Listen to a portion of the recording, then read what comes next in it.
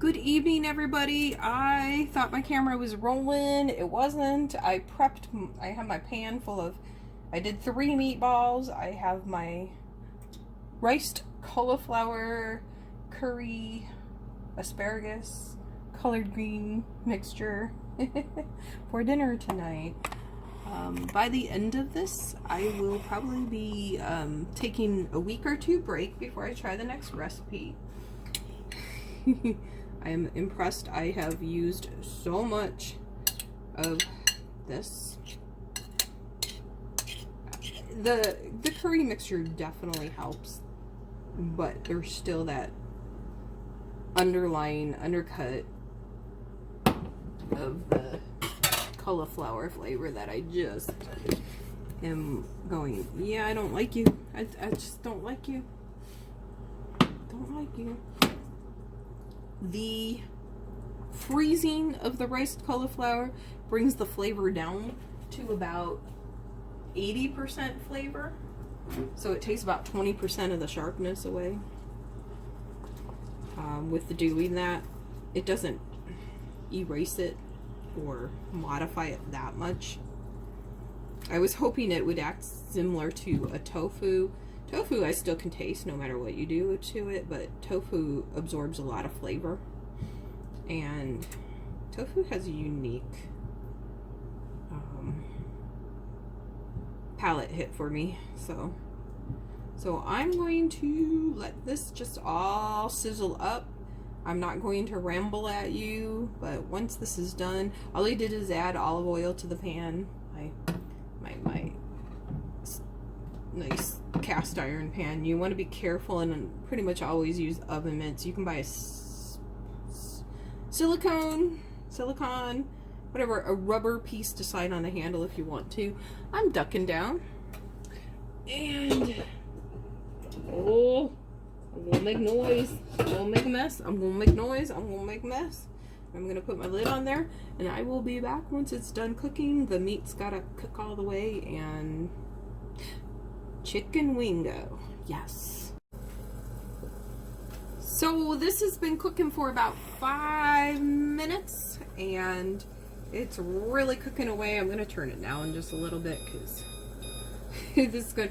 I'm gonna hope that I don't get popped by the spray. Ooh. My meatballs are almost done. I'm breaking them in half so that way maybe in another 2-3 minutes they'd be done all the way through. That one at least isn't done. Wow, come on, baby cakes. Boom, boom, boom. There we go. One last meatball to break. Let's see. So yeah, I mean, I guess I could have done a lot more hamburgery stuff. I'm hoping the juice of the hamburger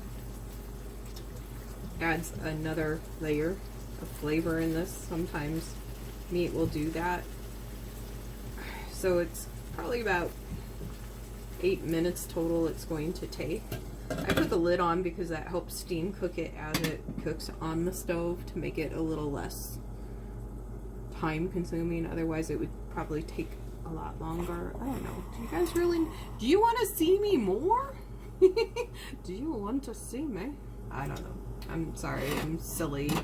I'm just a silly person. I try not to be as silly as I am in person, because silliness is fun but annoys some people. Alright, it's going. I don't know. Let's see. I'm actually getting hungry. I wasn't hungry too much after that breakfast with the eggs in this, so it does, I guess, satiate my hunger pains. Is it the Willie Prater syndrome where unfortunately people don't get the hunger turn off? And people have to really monitor the food that the individual takes in, because they just unfortunately don't have the shut-off valve.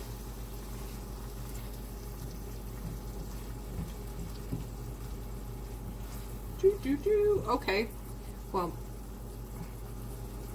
that looks all yummy. I think that's the one last piece. There we go. Yep, that's all cooked in there. See? That was about 2 minutes on the thing. So here I go. I turn the heat off. See if I can do this without harming myself.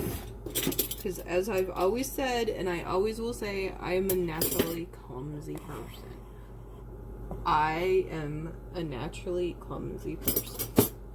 I have tried my whole life not to be a clumsy person. It runs in my family. If you want to find every chair limb with your pinky toe, just have me come over. I'll find every chair limb with a pinky toe. Heck, I'll even find doors that don't open all the way with my pinky toe. And then I'll find, you name it. I'm like, I've just always been clumsy. It's naturally, you know.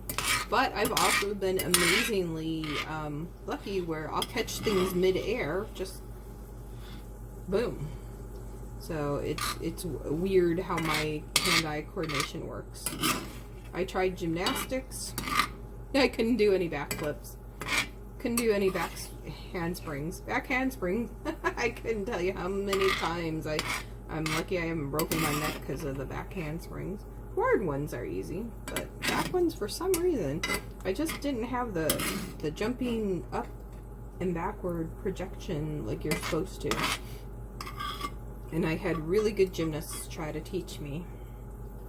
And it just, my body just would not do it. Swimming is my superpower as far as I can float in the water for hours. I can swim for hours. I don't really get tired swimming. I can just swim and swim and swim. So here's my kind of beef and meatball-y, broken up meatball. Let's try it. Where is a piece of, there's a piece of beef. Probably gonna be really hot, huh? I probably should have done this and said, I'll be back in a minute or two when it cools down. I don't want anyone to think I'm switching things out. See, I even have a little asparagus thing on there.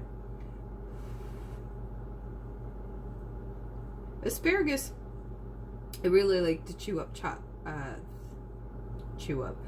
up tinier because the skin of it sometimes just doesn't soften right.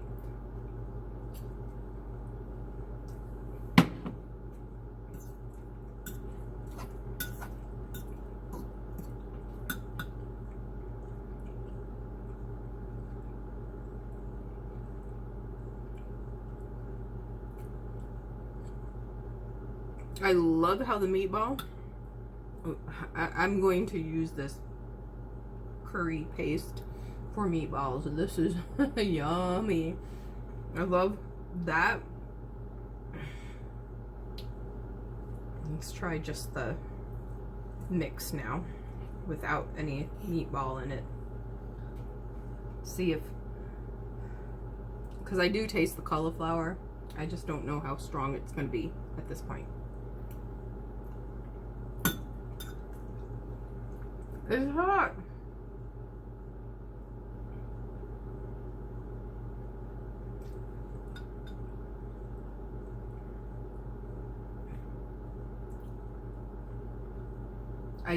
I taste the cauliflower. It's milder. It did help neutralize it. I think the way it cooked, I'd say brought the cauliflower down to maybe 60–70% on that second bite. All right, that's it. That's my cauliflower and beef.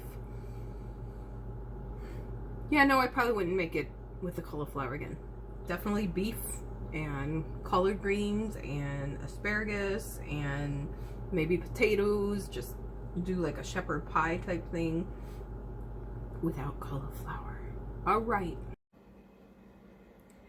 Hey, this is just a super quick touch base. It's been about 2 hours since I ate the beef with the cauliflower curry mixture. So far, my stomach's doing pretty good on this one. It's not burning and hurting, but then again, I'm going to be going to bed real soon. So if anything happens, I might just totally sleep it off. Who knows? All right, just 2 more meals. I got this.